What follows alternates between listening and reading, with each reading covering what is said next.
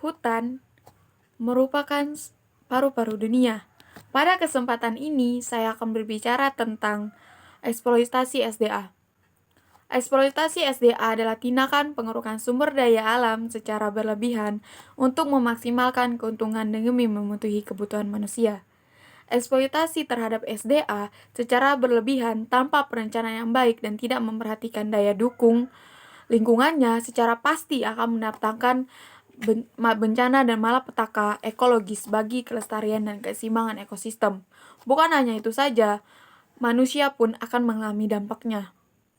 Eksploitasi SDA tidak sejalan dengan konsep pembangunan berkelanjutan berwawasan lingkungan, yang mana pada konsep ini harus direncanakan secara baik agar berguna bagi anak cucu kita nanti. Sedangkan eksploitasi SDA di Indonesia itu banyak terjadi, salah satunya eksploitasi hutan. Bagi hewan, hutan merupakan tempat tinggal mereka, dan hutan juga merupakan paru-paru dunia.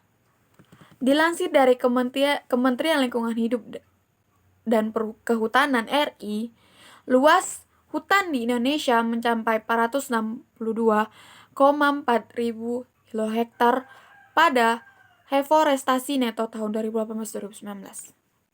Dengan jumlah hutan di Indonesia yang begitu luas, banyak juga yang melakukan penebangan hutan secara liar tanpa melakukan reboisasi atau penanaman pohon kembali di tempat bekas penebangan pohon tersebut.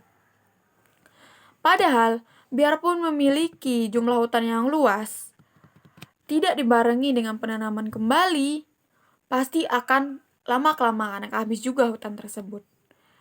Saya akan mengambil contoh, salah satunya yakni penebangan pohon besar-besaran yang terjadi di wilayah Kalimantan Tengah yang dipergunakan untuk perluasan wilayah pertambangan.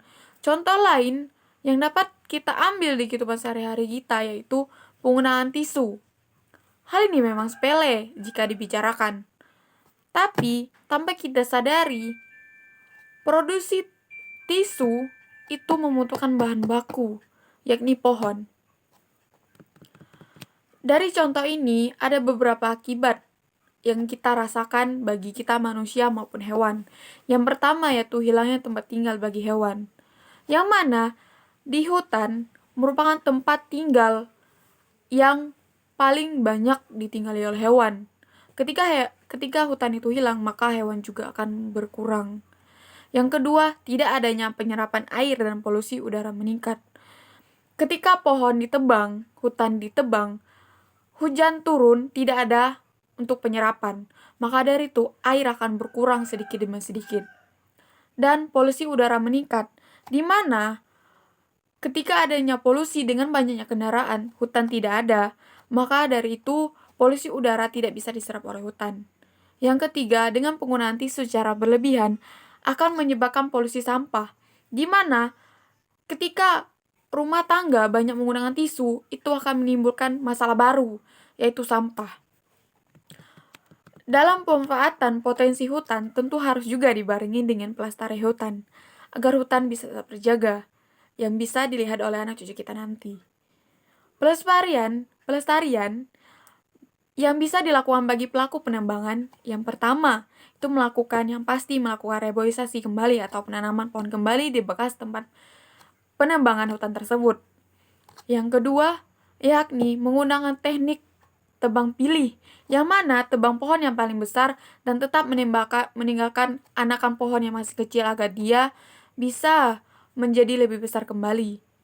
Dan yang ketiga, tidak melakukan penebangan di daerah das, agar sumber daya air yang kita butuhkan itu tetap terjaga. Mungkin itu saja pendapat saya. Saya, Desi Purnamasari dengan NIM 503171019. Saya akhiri, wassalamualaikum warahmatullahi wabarakatuh. Terima kasih.